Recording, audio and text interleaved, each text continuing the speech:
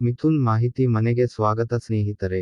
ಇಂದು ನಾವು ಕರ್ನಾಟಕದಲ್ಲಿ ಬ್ರಿಟಿಷ್ ಆಳ್ವಿಕೆಗೆ ಪ್ರತಿರೋಧಗಳು ಹಾಗೂ ಮೈಸೂರಿನ ಒಡೆಯರು ಪಾಠದ ಪ್ರಶ್ನೋತ್ತರ ನೋಡೋಣ. ಖಾಲಿ ಬಿಟ್ಟ ಸ್ಥಳಗಳನ್ನು ಸೂಕ್ತ ಉತ್ತರಗಳಿಂದ ಭರ್ತಿ ಮಾಡಿ. 1. ಮೊದಲನೆಯ ಆಂಗ್ಲೋ ಮೈಸೂರು ಯುದ್ಧ ಹೈದರ್ ಅಲಿ ಮತ್ತು ಬ್ರಿಟಿಷರ ನಡುವೆ ನಡೆಯಿತು. 2. ಎರಡನೆಯ ಆಂಗ್ಲೋ ಮೈಸೂರು ಯುದ್ಧವು ಮದ್ರಾಸ್ ಒಪ್ಪಂದದೊಂದಿಗೆ ಕೊನೆಗೊಂಡಿತು. 3. ಕಿತ್ತೂರು ಚೆನ್ನಮ್ಮ ಶಿವಲಿಂಗಪ್ಪ ಎಂಬ ಹುಡುಗನನ್ನು ದತ್ತು ಪಡೆದಿದ್ದಳು. 4. ಕಿತ್ತೂರು ಚೆನ್ನಮ್ಮನ ಸಂಸ್ಥಾನದ ರಾಯಣ್ಣನ ಊರು ಸಂಗೊಳ್ಳಿ. 5. ಸುರಪುರವು ಈಗಿನ ಯಾದಗಿರಿ ಜಿಲ್ಲೆಯಲ್ಲಿದೆ. 6. ಈಗಿನ ಬಾಗಲಕೋಟೆ ಜಿಲ್ಲೆಯ ಹಲಗಲಿ ಬೇಡರು ಬ್ರಿಟಿಷರ ವಿರುದ್ಧ ದಂಗೆಯೆದ್ದಿದ್ದರು. 7.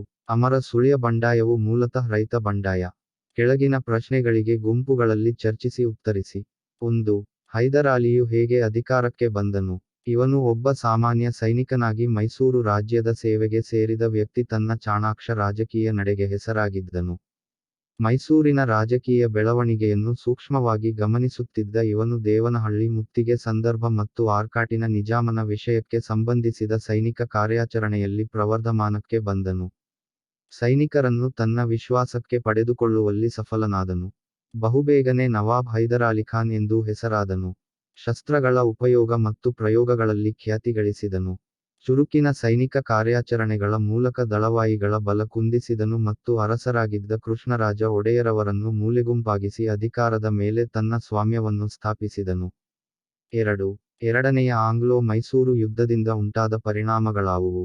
ಟಿಪ್ಪು ಮಂಗಳೂರು ಮತ್ತು ಕರಾವಳಿ ತೀರಪ್ರದೇಶದ ಮೇಲೆ ಹತೋಟಿ ಸಾಧಿಸುವುದು ಸೂಕ್ತವೆಂದು ಯೋಚಿಸಿ ಮಂಗಳೂರಿನತ್ತ ಮುನ್ನಡೆದು ಬ್ರಿಟಿಷರ ಸೈನ್ಯವನ್ನು ಸೋಲಿಸಿದನು. ಕೊನೆಗೆ 1784ರ ಮಂಗಳೂರು ಒಪ್ಪಂದದ ಮೂಲಕ ಎರಡನೆಯ ಆಂಗ್ಲೋ ಮೈಸೂರು ಯುದ್ಧ ಕೊನೆಗೊಂಡಿತು. 3. ಶ್ರೀರಂಗಪಟ್ಟಣ ಒಪ್ಪಂದದ ಷರತ್ತುಗಳು ಯಾವುವು? ಟಿಪ್ಪು ತನ್ನ ಅರ್ಧ ರಾಜ್ಯವನ್ನು ಬಿಟ್ಟುಕೊಡುವುದು. 3 ಕೋಟಿ ರೂಪಾಯಿಗಳನ್ನು ಯುದ್ಧನಷ್ಟ ಭರ್ತಿಯಾಗಿ ಕೊಡುವುದು. ಯುದ್ಧನಷ್ಟ ಭರ್ತಿಗೆ ಗ್ಯಾರಂಟಿಯಾಗಿ ತನ್ನ 2 ಗಂಡು ಮಕ್ಕಳನ್ನು ಒತ್ತೆಯಾಗಿ ನೀಡುವುದು. ಯುದ್ಧದ ಸಂದರ್ಭದಲ್ಲಿ ಸೆರೆ ಹಿಡಿಯಲಾಗಿದ್ದ ಸೈನಿಕರನ್ನು ಬಿಡುಗಡೆಗೊಳಿಸುವುದು. ಇದರನ್ವಯ ಶ್ರೀರಂಗಪಟ್ಟಣದಿಂದ ಬ್ರಿಟಿಷರ ನೇತೃತ್ವದಲ್ಲಿನ ಸಂಘಟಿತ ಸೈನ್ಯ ಹಿಂತೆಗೆಯಿತು. 4. ನಾಲ್ಕನೆಯ ಆಂಗ್ಲೋ ಮೈಸೂರು ಯುದ್ಧವು ಬ್ರಿಟಿಷರನ್ನು ಮೈಸೂರು ಪ್ರಾಂತ್ಯದಲ್ಲಿ ಭದ್ರಗೊಳಿಸಿತು. ವಿಮರ್ಶಿಸಿ. ಟಿಪ್ಪು ತನ್ನ ಸೈನ್ಯವನ್ನು ಹುರಿದುಂಬಿಸುತ್ತಾ ಹೋರಾಡಿ 1799ರಲ್ಲಿ ಹತನಾದನು. ಆತನ ಮರಣ ಬ್ರಿಟಿಷರಿಗೆ ಇಡೀ ಭಾರತವೇ ತಮ್ಮ ಕೈವಶವಾದ ಸಂತೋಷವನ್ನು ತಂದಿತು. ನಂತರ ಬ್ರಿಟಿಷರು ಆತನ ಹತೋಟಿಯಲ್ಲಿದ್ದ ಭೌಗೋಳಿಕ ಪ್ರದೇಶಗಳನ್ನು ಮರಾಠರು ಮತ್ತು ನಿಜಾಮನೊಂದಿಗೆ ಹಂಚಿಕೊಂಡರು. ಒಂದು ಸಣ್ಣ ಭೌಗೋಳಿಕ ಪ್ರದೇಶವು ಮೈಸೂರು ಒಡೆಯರ ರಾಜವಂಶದ ಪ್ರತಿನಿಧಿಗೆ ವರ್ಗಾಯಿಸಲ್ಪಟ್ಟಿತ್ತು. ಈ ಪ್ರದೇಶ ತರುವಾಯ ಮೈಸೂರು ಸಂಸ್ಥಾನವೆಂದು ಹೆಸರಾಯಿತು. 5. ದೋಂಡಿಯಾ ವಾಫ್ ಬ್ರಿಟಿಷರ ವಿರುದ್ಧದ ಹೋರಾಟದಲ್ಲಿ ಹೋರಾಡಿದ ಕ್ರಮವನ್ನು ವಿಶ್ಲೇಷಿಸಿ. ಇವನು ಒಂದು ಸೈನ್ಯವನ್ನು ಸಂಘಟಿಸಿ ಸೈನಿಕ ಕಾರ್ಯಾಚರಣೆಗಳನ್ನು ಪ್ರಾರಂಭಿಸಿದನು.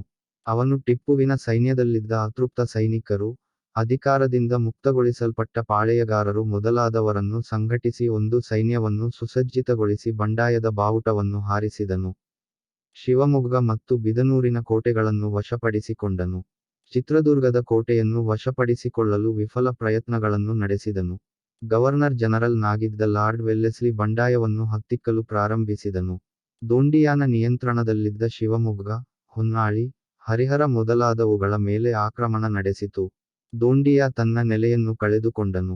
ಶಿಕಾರಿಪುರವನ್ನು ಬ್ರಿಟಿಷರು ವಶಪಡಿಸಿಕೊಂಡ ತರುವಾಯ ದೋಂಡಿಯಾ ನಿಜಾಮನ ಹತೋಟಿಯಲ್ಲಿದ್ದ ಗುತ್ತಿಯ ಕಡೆಗೆ ಪಲಾಯನಗೈದನು. ಆಗ ನಿಜಾಮನು ಗುತ್ತಿಯನ್ನು ಮುತ್ತಿದಾಗ ಅನಿವಾರ್ಯವಿಲ್ಲದೆ ದೋಂಡಿಯಾ ಮರಾಠರ ಪ್ರದೇಶಕ್ಕೆ ಓಡಿಹೋದನು. ಮರಾಠ ಸೈನ್ಯ ಅವನನ್ನು ಸೋಲಿಸಿ ಅವನ ಶಸ್ತ್ರಾಸ್ತ್ರಗಳು, ಒಂಟೆ ಮತ್ತು ಆನೆಗಳನ್ನು ವಶಪಡಿಸಿಕೊಂಡರೂ ಧೃತಿಗೆಡದ ದೋಂಡಿಯಾ ತನ್ನ ಹೋರಾಟವನ್ನು ಮುಂದುವರಿಸಿದ. 6. ಸಂಗೊಳ್ಳಿ ರಾಯಣ್ಣನು ಸ್ವಾತಂತ್ರ್ಯ ಹೋರಾಟದಲ್ಲಿ ಹೋರಾಡಿದ ಕ್ರಮವನ್ನು ವಿವರಿಸಿ. ಕಿತ್ತೂರಿನ ಚೆನ್ನಮ್ಮನೊಂದಿಗೆ ಸಂಗೊಳ್ಳಿಯ ರಾಯಣ್ಣನ ಹೆಸರು ಅಜರಾಮರ ಮತ್ತು ಆದರ್ಶಪ್ರಾಯವೆನಿಸಿದೆ. ರಾಯಣ್ಣ ವೀರಯೋಧ, ಕಿತ್ತೂರಿನ ಸ್ವಾತಂತ್ರ್ಯಕ್ಕಾಗಿ ಹೋರಾಡುವುದು ತನ್ನ ಆದ್ಯ ಕರ್ತವ್ಯವೆಂದು ಭಾವಿಸಿದ್ದನು. ಈತನ ಮನೆತನದವರು ಪರಂಪರೆಯಿಂದಲೂ ಸೈನಿಕರಾಗಿ ಸೇವೆಯನ್ನು ಸಲ್ಲಿಸಿದ್ದರು. ರಾಯಣ್ಣ ಕಿತ್ತೂರಿನ ಯುದ್ಧದಲ್ಲಿ ಚೆನ್ನಮ್ಮನ ಜೊತೆಯಲ್ಲಿ ಬ್ರಿಟಿಷರ ವಿರುದ್ಧ ಹೋರಾಡಿದ್ದನು. ಯುದ್ಧದಲ್ಲಿ ಸೆರೆಯಾಳಾಗಿ ಬಂಧಿಸಲ್ಪಟ್ಟು ತರುವಾಯ ಬಿಡುಗಡೆಗೊಂಡನು. ಅವನು ಸೈನಿಕರನ್ನು ಸಂಘಟಿಸುತ್ತಾ ಸ್ವಾತಂತ್ರ್ಯದ ಬಗ್ಗೆ ಅಭಿಮಾನವನ್ನು ಬೆಳೆಸಿಕೊಂಡನು. ಭೌಗೋಳಿಕವಾಗಿ ಆಯಕಟ್ಟಿನ ಸ್ಥಳಗಳಲ್ಲಿ ಗುಪ್ತ ಸಭೆಗಳನ್ನು ನಡೆಸುವ ಮೂಲಕ ತನ್ನ ಮುಂದಿನ ಯೋಜನೆಗಳನ್ನು ರೂಪಿಸಿಕೊಂಡನು. ತಕ್ಷಣದ ಅವನ ಉದ್ದೇಶಗಳು ಯಾವುದೆಂದರೆ ಬ್ರಿಟಿಷರ ಆಡಳಿತ ಯಂತ್ರದ ಪ್ರಮುಖ ಅಂಗವಾಗಿದ್ದ ತಾಲ್ಲೂಕು ಕಚೇರಿಗಳು ಮತ್ತು ಖಜಾನೆಗಳನ್ನು ಲೂಟಿ ಮಾಡುವುದು. ಮೊದಲು ನಂದಗಡ ಮತ್ತು ಖಾನಾಪುರ ತರುವಾಯ ಸಂಪಗಾವಿ ಆತನ ಕಾರ್ಯಾಚರಣೆಗಳ ಸ್ಥಳಗಳಾದವು. ರಾಯಣ್ಣನನ್ನು ಸೆರೆಹಿಡಿಯಲು ಬ್ರಿಟಿಷರು ಒಂದು ಸಂಚನ್ನು ರೂಪಿಸಿದರು. ಸಂಚಿಗೆ ಬಲಿಯಾದ ರಾಯಣ್ಣನನ್ನು ಇಂಗ್ಲಿಷ್ ಸೈನ್ಯ ಬಂಧಿಸಿ ಧಾರವಾಡಕ್ಕೆ ತಂದಿತು. ಮುಖ್ಯ ಅಪರಾಧಿ ಎಂದು ಘೋಷಿಸಿ ನಂದಗಡದಲ್ಲಿ ಅವನನ್ನು ಗಲ್ಲಿಗೇರಿಸಲಾಯಿತು. 7. ಸ್ವಾತಂತ್ರ್ಯ ಹೋರಾಟದಲ್ಲಿ ಕೊಡಗಿನ ಪ್ರಾಂತ್ಯದಿಂದ ಪುಟ್ಟಬಸಪ್ಪನ ಪಾತ್ರವನ್ನು ವಿವರಿಸಿ.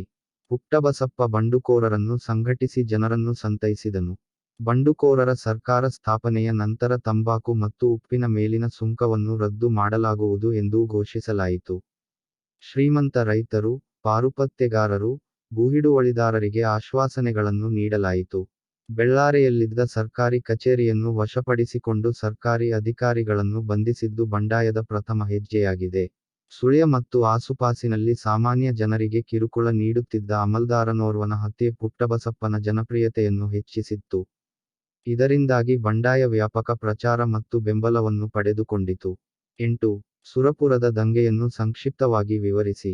ಸುರಪುರ ಈಗಿನ ಯಾದಗಿರಿ ಜಿಲ್ಲಾ ಕೇಂದ್ರದಿಂದ ಸುಮಾರು 50 ಕಿಲೋಮೀಟರ್ ದೂರದಲ್ಲಿದೆ.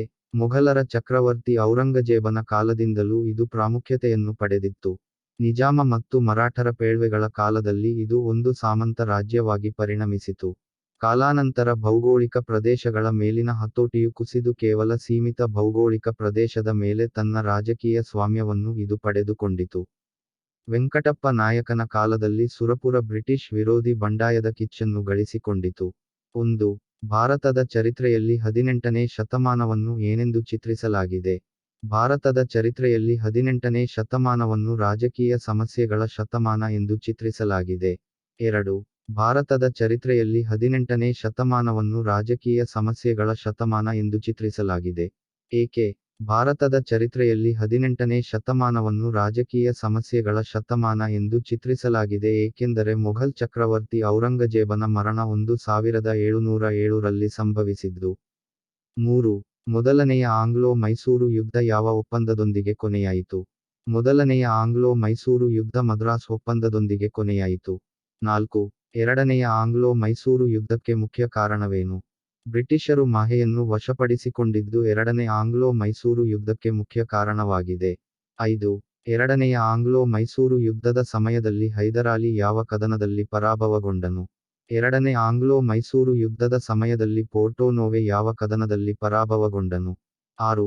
ಎರಡನೆಯ ಆಂಗ್ಲೋ-ಮೈಸೂರು ಯುದ್ಧ ಯಾವ ಒಪ್ಪಂದದೊಂದಿಗೆ ಕೊನೆಯಾಯಿತು. ಎರಡನೇ ಆಂಗ್ಲೋ-ಮೈಸೂರು ಯುದ್ಧ ಮಂಗಳೂರು ಒಪ್ಪಂದದೊಂದಿಗೆ ಕೊನೆಯಾಯಿತು. 7. ಬ್ರಿಟಿಷರನ್ನು ಸತತವಾಗಿ ಕಾಡಿದ ಏಕೈಕ ಭಾರತೀಯ ರಾಜ ಯಾರು. ಬ್ರಿಟಿಷರನ್ನು ಸತತವಾಗಿ ಕಾಡಿದ ಏಕೈಕ ಭಾರತೀಯ ರಾಜ ಟಿಪ್ಪು ಸುಲ್ತಾನ. 8. ಮೂರನೇ ಆಂಗ್ಲೋ-ಮೈಸೂರು ಯುದ್ಧಕ್ಕೆ ಮುಖ್ಯ ಕಾರಣವೇನು. ಮೂರನೇ ಆಂಗ್ಲೋ-ಮೈಸೂರು ಯುದ್ಧಕ್ಕೆ ಮುಖ್ಯ ಕಾರಣ ತಿರುವಾಂಕೂರು ರಾಜಕಾರಣಕ್ಕೆ ಸಂಬಂಧಿಸಿದ ಪ್ರಶ್ನೆ. 9. ಮೂರನೇ ಆಂಗ್ಲೋ-ಮೈಸೂರು ಯುದ್ಧ ಯಾವ ಒಪ್ಪಂದದೊಂದಿಗೆ ಕೊನೆಯಾಯಿತು. ಮೂರನೇ ಆಂಗ್ಲೋ-ಮೈಸೂರು ಯುದ್ಧ ಶ್ರೀರಂಗಪಟ್ಟಣ ಒಪ್ಪಂದದೊಂದಿಗೆ ಕೊನೆಯಾಯಿತು. 10. ವಾಫ್ ಎಂದರೇನು. ವಾಫ್ ಎಂದರೆ ಹುಲಿ. 11. ರಾಣಿ ಚೆನ್ನಮ್ಮಳ ದತ್ತು ಮತ್ತೆ ಯಾರು. ರಾಣಿ ಚೆನ್ನಮ್ಮಳ ದತ್ತು ಪತ್ರ ಶಿವಲಿಂಗಪ್ಪ. 12. ಇಂದಿಗೂ ಕನ್ನಡ ನಾಡಿಗೆ ಆದರ್ಶಪ್ರಾಯಳಾಗಿರುವವರು ಯಾರು. ಇಂದಿಗೂ ಕನ್ನಡ ನಾಡಿಗೆ ಆದರ್ಶಪ್ರಾಯಳಾಗಿರುವವರು ರಾಣಿ ಚೆನ್ನಮ್ಮ.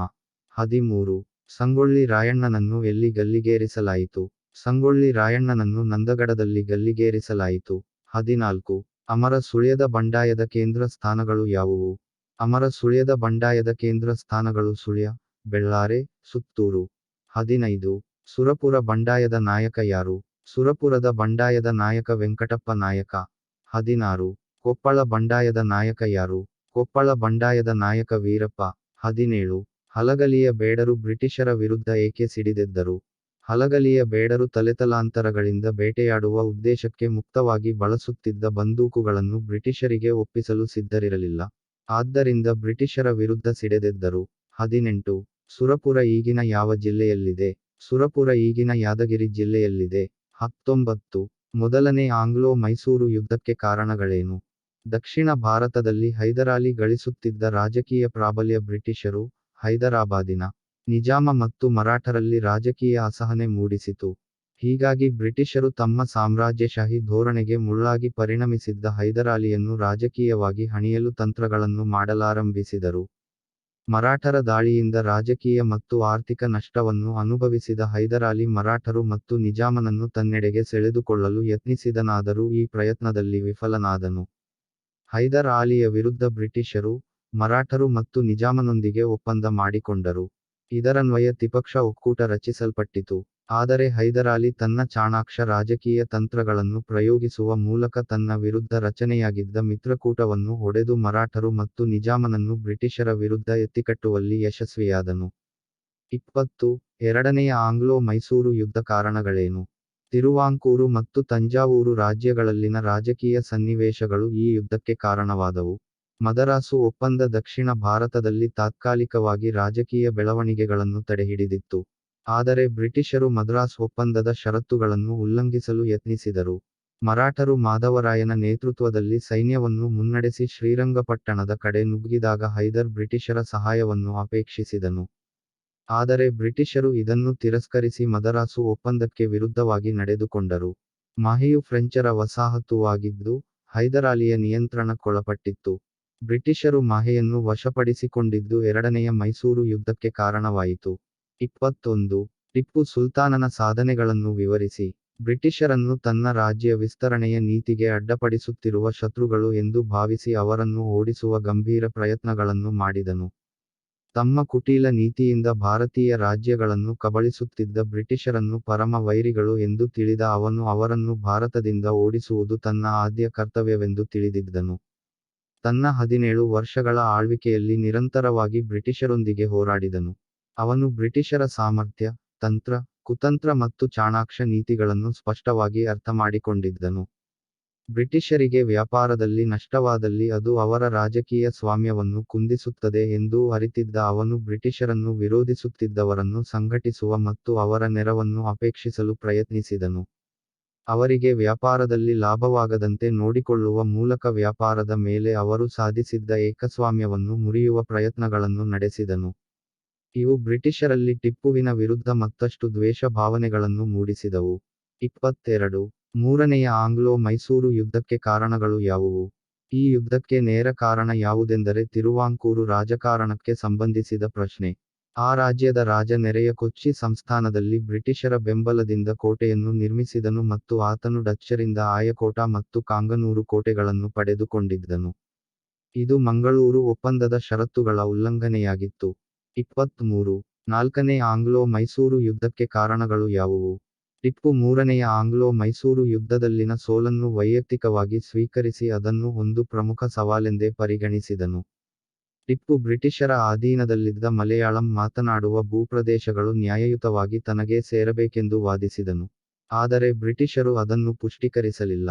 ಟಿಪ್ಪು ಭಾರತೀಯ ರಾಜರ ಒಕ್ಕೂಟವನ್ನು ತನ್ನೆಡೆಗೆ ಸೆಳೆಯಲು ಮಾಡುತ್ತಿದ್ದ ಪ್ರಯತ್ನಗಳು ಹಾಗೂ ತಮ್ಮ ಬದ್ಧ ವೈರಿಗಳಾದ ಫ್ರೆಂಚರೊಂದಿಗೆ ಟಿಪ್ಪು ಹೊಂದಿದ್ದ ಸಂಬಂಧಗಳು ವೆಲ್ಲೆಸ್ಲಿಯಲ್ಲಿ ಟಿಪ್ಪುವಿನ ವಿಚಾರದಲ್ಲಿ ಮತ್ತಷ್ಟು ದ್ವೇಷ ಭಾವನೆಗಳನ್ನು ಬೆಳೆಸಿದವು.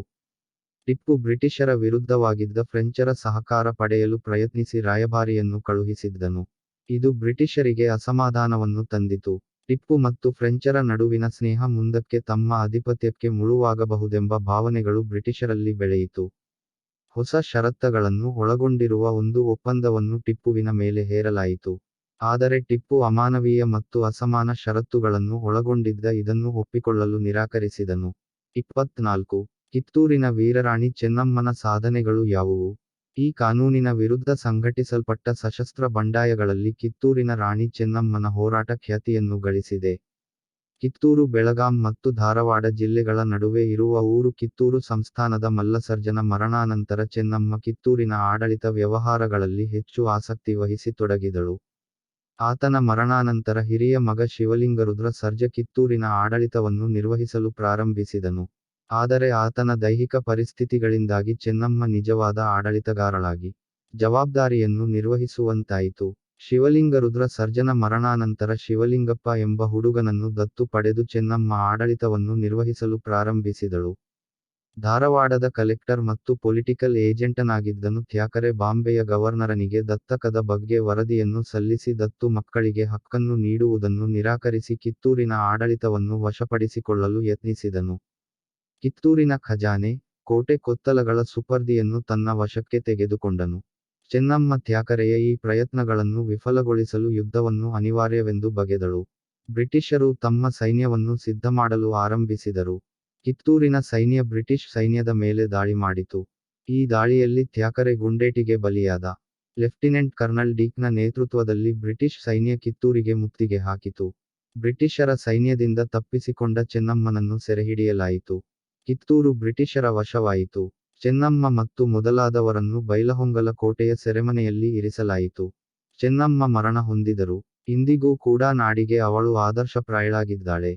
25. ಕೊಪ್ಪಳದ ವೀರಪ್ಪನ ಸಾಧನೆಗಳನ್ನು ವಿವರಿಸಿ. ವೀರಪ್ಪ ಜಮೀನ್ದಾರನಾಗಿದ್ದು ಬಂಡೆದ್ದು ಕೊಪ್ಪಳ ಮತ್ತು ಸನಿಹದ ಕೋಟೆಗಳನ್ನು ತನ್ನ ಸುಪರ್ದಿಗೆ ವಹಿಸಿಕೊಂಡನು. ವೀರಪ್ಪನ ಈ ಉದ್ದೇಶದ ಮರ್ಮ ಅರಿತ ಅನೇಕ ರೈತರು ಮತ್ತು ಜಮೀನ್ದಾರರು ಆತನೊಂದಿಗೆ ಕೈ ಜೋಡಿಸಿದರು. ನಿಜಾಮರೊಂದಿಗೆ ಸಂಪರ್ಕವನ್ನು ಸಾಧಿಸಿದ ಬ್ರಿಟಿಷರು ವೀರಪ್ಪನ ನೇತೃತ್ವದಲ್ಲಿನ ಬಂಡಾಯವನ್ನು ಸದೆಬಡಿಯಲು ಸೈನ್ಯವನ್ನು ನಿಯೋಜಿಸಿದರು.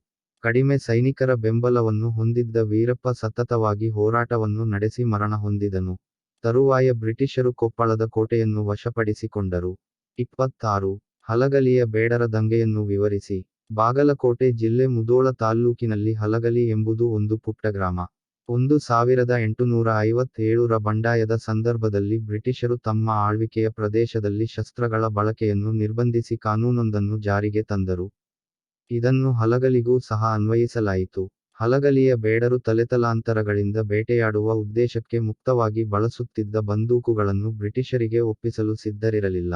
ಬೇಡರು ತಮ್ಮ ಪರಂಪರಾನುಗತವಾದ ಹಕ್ಕನ್ನು ಉಳಿಸಿಕೊಳ್ಳುವ ಉದ್ದೇಶದಿಂದ ಬ್ರಿಟಿಷರ ವಿರುದ್ಧ ಸಿಡಿದೆದ್ದರು. ಈ ಹೋರಾಟದಲ್ಲಿ ಹಲಗಲಿಯ ಸುತ್ತಮುತ್ತಲಿನ ಪ್ರದೇಶಗಳಾದ ಮಂಟೂರು, ಬೋದಾನಿ, ಅಲಗುಂಡಿಯ ಬೇಡರು, ಹಲಗಲಿಯ ಬೇಡರೊಂದಿಗೆ ಸೇರಿಕೊಂಡರು. ಇವರ ಬಂಡಾಯವನ್ನು ಹತ್ತಿಕ್ಕಲು ನವೆಂಬರ್ನಲ್ಲಿ ಇಂಗ್ಲಿಷರ ಸೇನೆ ಹಲಗಲಿ ಗ್ರಾಮವನ್ನು ತಲುಪಿತು. ಬಂಡಾಯವೆದ್ದ ಬೇಡರನ್ನು ನಿಷ್ಕಾರುಣ್ಯವಾಗಿ, ಅತ್ಯಂತ ದಮನಕಾರಿಯಾಗಿ ಇಂಗ್ಲಿಷರು ಹತ್ತಿಕ್ಕಿದರು. ಬಂಡಾಯಗಾರರನ್ನು ಗಲ್ಲಿಗೇರಿಸುವುದರ ಮೂಲಕ ಈ ಬಂಡಾಯವು ಕೊನೆಗೊಂಡಿತು.